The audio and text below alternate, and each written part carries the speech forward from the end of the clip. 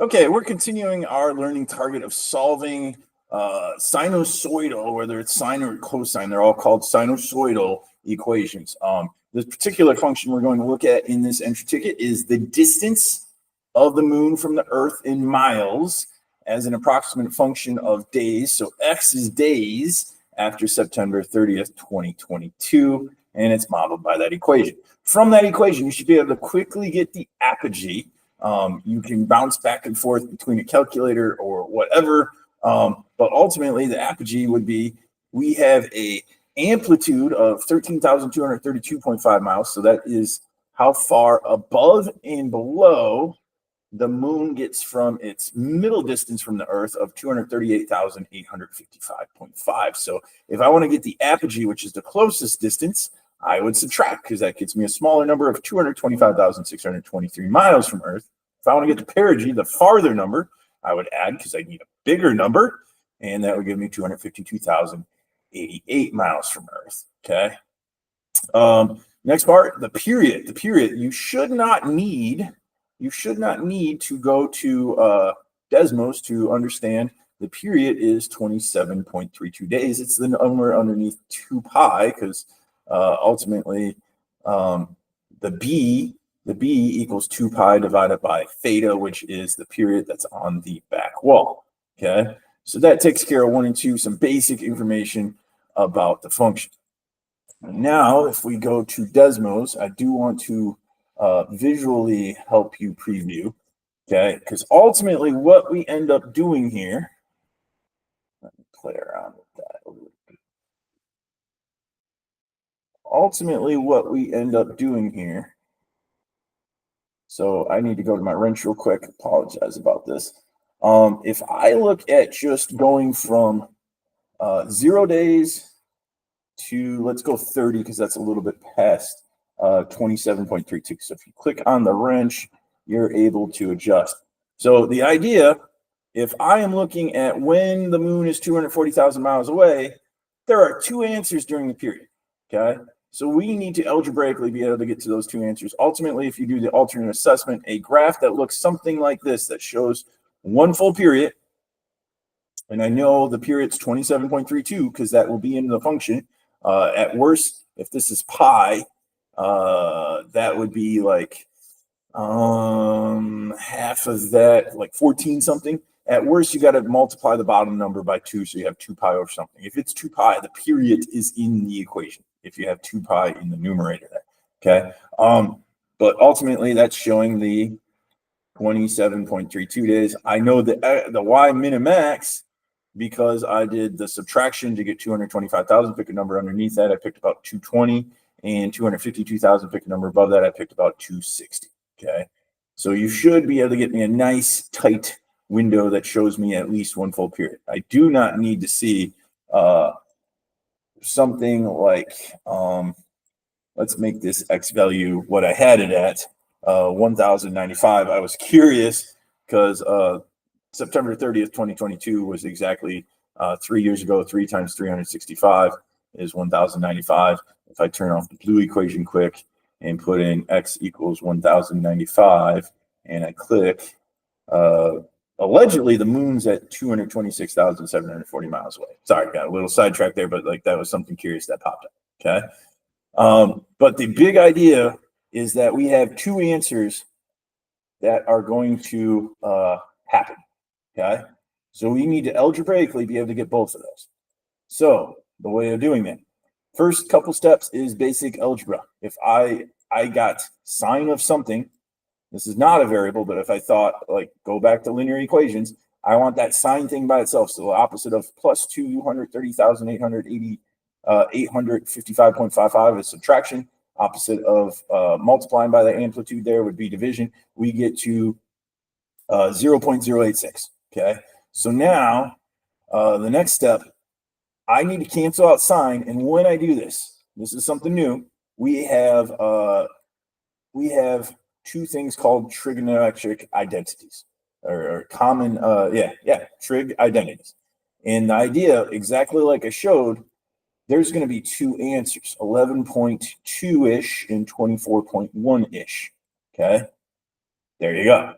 So the algebra behind that, I have to do, both sine and cosine happen again every 2 pi. And then there's an additional identity of 2 pi minus theta for cosine. This is a sine problem, so I'm using this to get a second answer. So at this step right here in part C, you see the and in the middle, we're splitting it into 2 separate parts. Okay, we're splitting it into 2 separate parts. So we're going to look at the left side. We're going to look at getting to that 11.207. Okay, so I take my calculator. I've got this 0.086 from the division, and I found out if you Control C to avoid rounding error until the very end, you go to Control C on Desmos. You can use the TI-84 as well and go up and click it. But when we sign -1, and again in Desmos, make sure you're in radian mode because we're going to be working with pi. We're working with distances. Anytime we're doing that, it's a radian thing. Okay, I get 0.086. So right here, 0.086 rounds to 0.087 plus 2 pi. And I've canceled out sine. Okay, so now I got to cancel out multiplying. Opposite of multiplying would be either dividing, or better yet, multiplying by the reciprocal. So again, take that number, copy it, paste it, and either divide by 2 pi over 27.32 or multiply by the reciprocal because you're canceling out dividing by 27.32 and multiplying by 2 pi.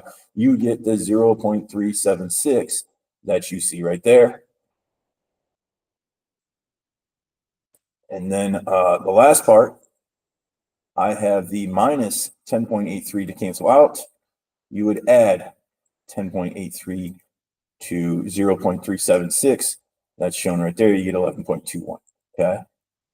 So that takes care of that side. It's happening at 11.207. And now if I graph a little bit wider, let's go 365. That's a full year. Well, right there's 11.2 and plus 27 more would be about 38. 38 plus 27 is about 65. So every 27 days, 27.32, the distance of 240,000 miles from the Earth for the moon should keep on happening. Okay. So now we're working the right side, this stuff. Okay. The first part is again sine -1. So that works right here to get about 0.087. And now the difference is we are going to write pi minus theta plus 2 pi n. So this right here, Mr. Khan explained, that is the sine, additional sine identity. That is how we get the second answer for sine equations. First one comes from plus 2 pi n. And I skipped over. Oh, I got it. I'll reemphasize. If I divide by 2 pi n, so 2 pi n cross multiply by 27.32 and divide by 2 pi, that cancels out. That's why we get the 27.32. Your period will show up in your answer. Okay, because it's happening every 27.32 days. So focusing back on the additional sine identity. Theta is the answer after you do the inverse of sine. Okay, and to get the inverse of sine, you hit functions, and right there it is. Okay, so I do inverse sine of 0.086, and then I rewrite pi minus theta plus 2 pi n as pi minus 0.087. The theta is the answer from sine -1 equals the stuff I haven't dealt with yet. I grab my calculator. I do pi minus 0.087. That is some sort of answer. The answer itself doesn't matter too much, but right here it is. You temporarily get 3.05, and I'm bouncing back and forth, but like the work's laid out here. I'm just explaining. That's what you need to be writing down. Okay. So after I do pi minus 0.087, I need to cancel out multiplying by 2 pi over 27.32. The opposite of multiplying would be either division or multiplying by the reciprocal. Either one gives me 13.28. So 13.28, cancel out adding or subtracting 10.83 with adding, you get 24.114. And again, 2 pi divided by 2 pi cancels out, leaving just n, and then cross multiply by the 27.32. Your period shows up in your answer.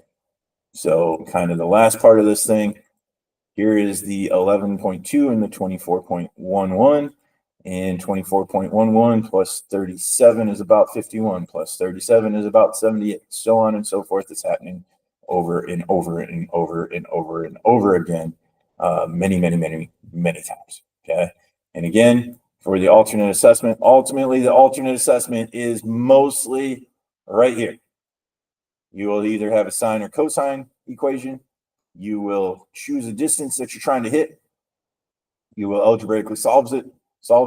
If you choose a sine equation, make sure you do two. You split it into two problems, one with the common identity and one with the sine identity. If you do cosine, same idea. Make sure you do once with the common identity and once with the cosine identity. So it splits up into two problems after all you have left to cancel is either sine or cosine. Hopefully this helps. Please do your best on the Khan Academy practices. And then if you have some extra time, get started on that alternate assessment. Get it submitted early so you can lock up a sweet test grade.